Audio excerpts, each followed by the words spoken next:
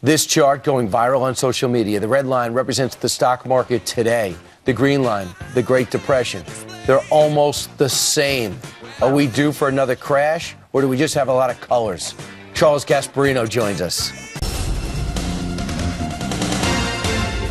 All right, it's the chart that's gone viral on social media, leading many to believe we're on the verge of a market meltdown. You got the red line there, today's Dow Jones Industrial Average. The green line, that same average, just before the Great Depression. They're almost the same. Should investors be scared? Should I be trembling? Charlie Gasparino's here to settle me down. He's a senior correspondent for the Fox Business Network. Joins us right now. Charles, you saw this chart. Are you nervous about this? I was on this show last week saying this, I think we're going to get a correction, which is down 10%. I think that would be really good for the markets. While I don't like this market because the Fed is essentially keeping this market going, and that's printing money, it's not really based on the fundamentals of companies. You know, the macroeconomic factors are not the same. I mean, we don't have a banking crisis. You kind of had a banking crisis in 29. We don't have a very tight monetary policy. Remember, the Fed wasn't printing money in 29. It's printing a lot of money now. So those sort of broad factors that would lead to a massive crash and a depression are not here. That said, there needs to be a correction. There will be a correction. If I was the average person, I'd be really worried about this market because every time the Fed says it doesn't want to print money or it may stop printing money, the Dow goes down 200 points. But when you say the word tapering, is that different? It's different because tapering is a slow, methodical. That's not just stopping. That's all I ever heard is tapering. Well, every now and then you hear the Fed say, well, maybe we should taper even more. And that's when, see, listen, here's the thing. If I'm an investor, let's make it really simple for everybody. You really want to buy companies that you know will do well over the future, over a long term, and be a long-term investor and watch the thing go up methodically. What you don't want to do is play the market. You want to buy large index funds. And the problem with this market right now, it's all dependent on one factor, not the companies, but the Fed. Right, which is different. Like scary. So if I get this straight, the lines were going up the same way, but they're going up for different reasons. One was because of investing in different companies, and the other one's going because we're infusing a lot of money. I mean, listen, I will just say this. I'm not a chart expert. There are people that sit there and read charts. This thing went viral. There's no doubt. I can tell you there's lots of chart people who said it has no correlation. Okay. And the macro factors are not the same. That doesn't mean there won't be a correction. There will be a correction. This market is pumped up on heroin. At some point, you have to wean off the heroin. Even Janet Yellen, who's the biggest heroin dealer in economic circles. Right. I'm not saying she's actually selling heroin, but the heroin of printing money. OK, she's one of the biggest of that sort. She'll even say we have to wean ourselves off this notion that the Fed just keeps printing money. And, so when that we really happens, feel better if we'd stop printing money. We wouldn't need to print money. And then what's going to happen is the market will correct. It'll be nasty, but we're not going to get a depression because we don't have a banking crisis. Right. And if you want to see Charlie Gasparino, just walk into the gym. This guy works out for 2 hours a day in our gym. It's incredible. Hey, Charlie, thanks so much. Anytime. All right. Okay, there is also something else that you should see on the front page of the Blaze. Market eerily tracks with 1929. Did you see this?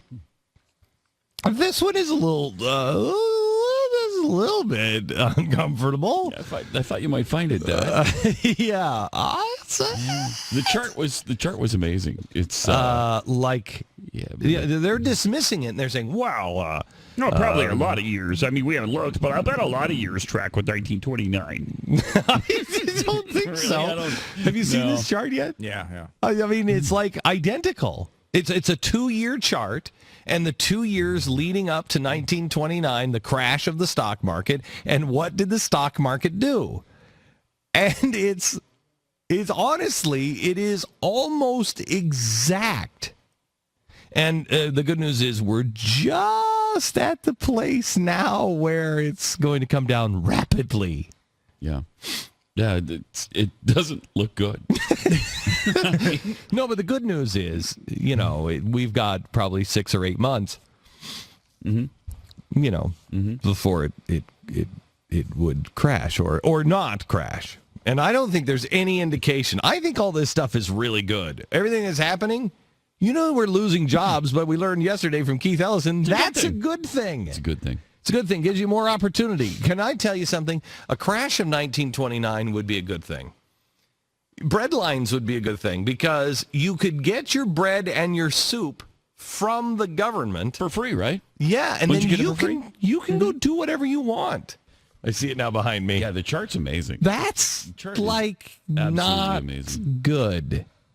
Doug, Look at that. Doug, all the way. It is. I mean, It's exact. we're a little underneath it, but the trend is exactly the same. I think you're only underneath it because they They wanna made the show it. scale of the chart, so they're not just all crossing over each other all the Right, time. but they Like you didn't can see expand. how similar. They didn't expand the time. It's the same Right. amount of time. The numbers are different. The Dow Jones was much lower and everything else. So some of the numbers, but the time period is exactly the same time period. That is incredible, really, when you look at it. It's chilling. It really is because we joke about it, we're but it's just chilling. about to go up. As they did. And then it went straight down. So so April 2nd, 14 is really the bottom of the crash. And if this chart were to hold up, it would drop from over 16,000 where it is now down to somewhere in the 12s. It looks like that would be significant. Yeah. No, it would go to 3,200 or 1,300. So it would go about 12.9. It looks like 17.2. Although that's not as dramatic a crash as some are predicting. I mean, some have said 4 and 5,000. 4 or 5,000. Yeah. Well, it's not. I mean, it's not that's real. a We know brighter it's picture. not real. It is. It's a That's a brighter, brighter picture. Thank you for putting it that it's only 13,000 because That's helpful. Thank you, Stu. That's not actually bad. hopeful. I'm okay with that. That's fine. That's not bad. I was expecting the Dow to be at like 4. And the Dow is closing today at 4. Yeah, that's only that represents maybe 5 trillion, 10 trillion. Oh, jeez. I was Who thinking cares? about 100 trillion. Do you remember? Do you remember when we originally talked about all this stuff, and I said that the stock market. The reason why I haven't been in the stock market, and much to my chagrin, I could have made a lot of money, but I haven't been in the stock market because I just believe that it is a gaming table. And what do? You put your money down, and then they just pull it off. You put your money down, they pull it off. Put your money down, and pull it off. And that's. I'm not interested in that. This is. Just the destruction of wealth. It's just going to go up and down, up and down, up and down, and it'll just destroy wealth. And we've already found out globally in the last now 4 weeks we lost, but in a 2-week period we lost $3 trillion in wealth. $3 trillion in wealth. That's in a 2-week period. In a 6-month period in 2008, how much did we lose? 7 trillion? No, I think it was 14. 14 trillion? Yeah.